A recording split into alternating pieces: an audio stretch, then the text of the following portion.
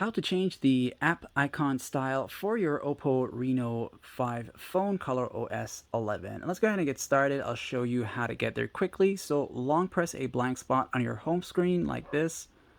You'll see this pop up to the bottom here. Just tap on where it says icons and you will see these options here. And as you toggle between the different ones, you can see that they will go into effect instantly.